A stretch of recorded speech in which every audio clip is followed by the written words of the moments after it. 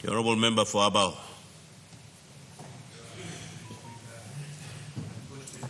Notice is directed at the hard-working Treasurer and Member for KVN. Deputy Speaker, I've got two questions to the Honourable Treasurer. But just a very short preamble. In our efforts to, as a government, to promote SMEs throughout the country, because we know that a very strong SME base will help cushion many of the international shocks that come to our country. And so in Abau, for example, we have helped a lot of small businesses registered with IPA and IRC.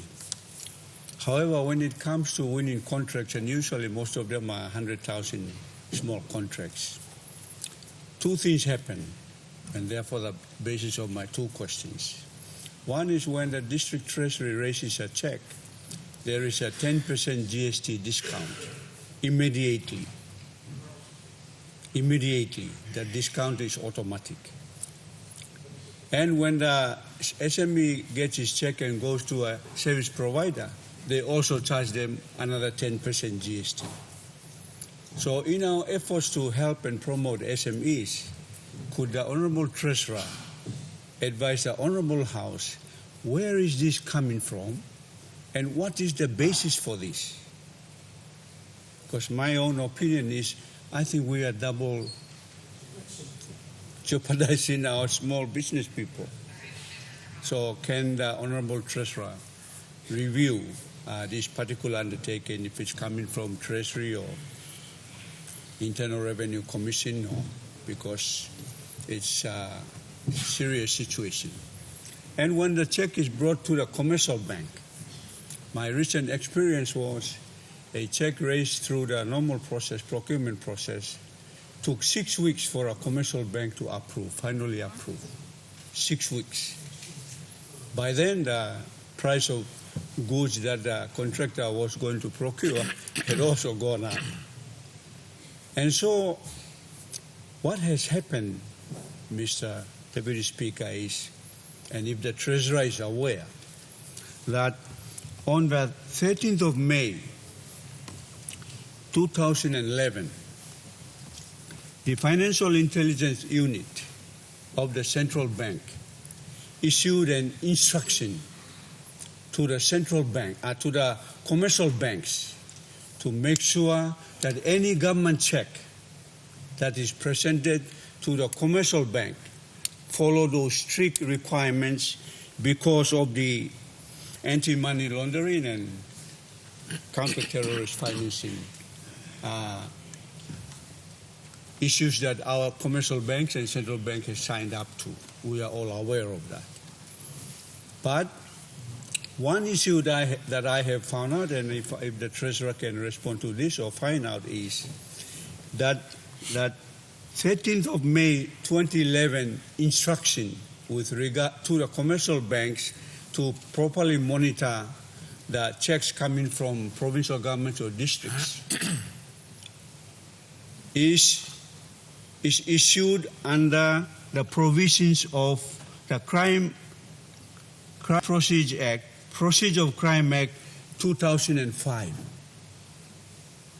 which means that 2011 instruction by the FIU of the central bank is outdated, because in 2015 we made the amendments to the Procedure of the Crime Act. And so in my view, Honourable Deputy Speaker, that the instruction in 2011 is an overkill and outdated. And I strongly recommend the Treasurer, if he can sit down with the central bank and review it, because it will help everybody in the name of service delivery and in the name of our government supporting SME. Thank you, Deputy Speaker. The Honourable Treasurer. Thank you, Mr. Speaker. And I want to thank the member for Abau for his very relevant questions, raising issues that frustrate all stakeholders in both the private and public sectors, and especially customers and SMEs, as he's advised this morning. On his two questions, the first one was the way in which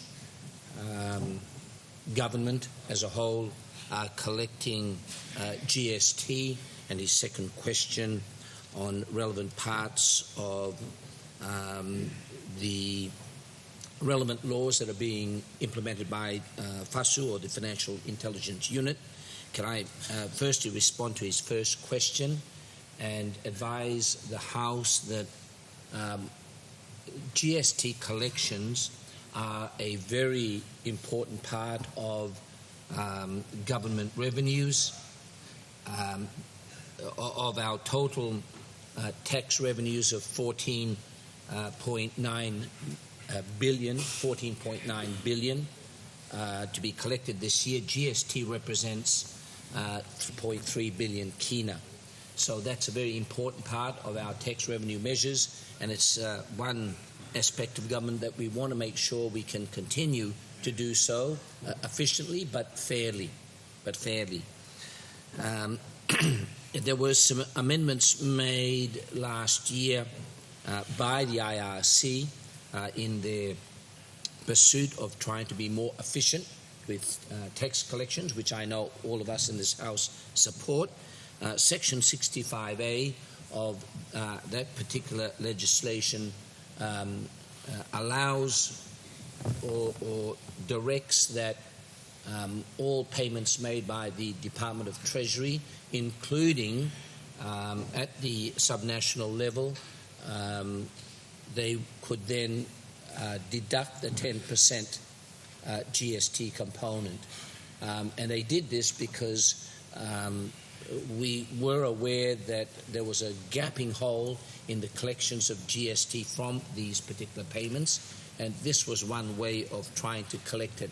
But I know that in the process there has been certain examples where there has been double collections, and if these are accurate, then obviously IRC would need to sit down with the relevant agencies and ensure that processes are put in place to make sure this doesn't happen.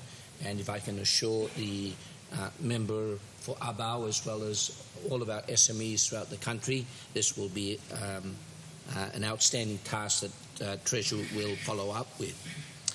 So thank you. In relation to the second question, I need to be fully appraised on those specific legislation that you mentioned, and so I'm happy to take that on board and report back to the House as soon as I'm fully briefed on that. But lastly, Mr. Speaker, if I can also assure the House, I know that in addition to the two issues raised by the member for Abau, there is the continuing frustrations that members of Parliament as well as members of the private sector are facing with just the simple encashment of cheques.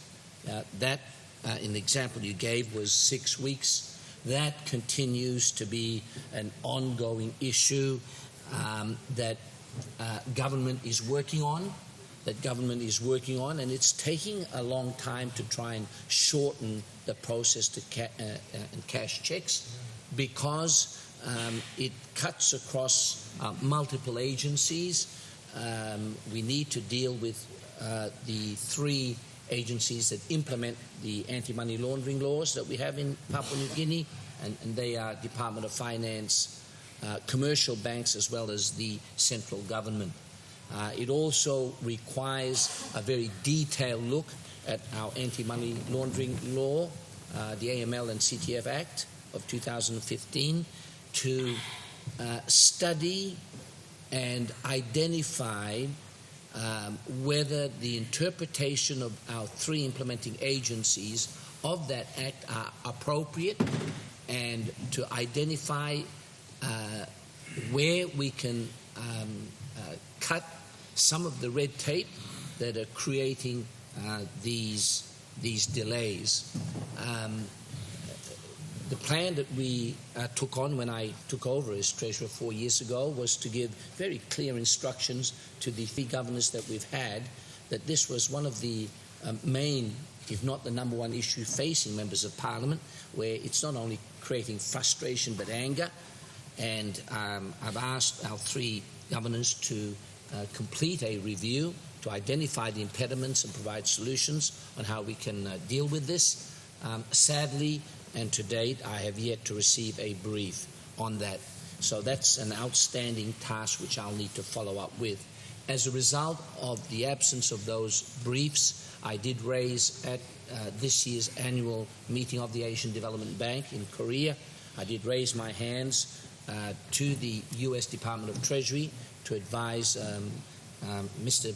Caproth that we in Papua New Guinea needed help from the U.S. Department of Treasury with this particular legislation, and I did assure them that the AML-CTF Act is a good law, but there are unintended consequences, one of which is what you raised today, and if he could send us staff from Washington, not just to come here like the World Bank and IMF just for 2 or 3 weeks, but to settle here in Moresby for at least 6 to 12 months, to sit down with our three agencies and work through these issues and provide to government a clear solutions, including legislative amendments, if any.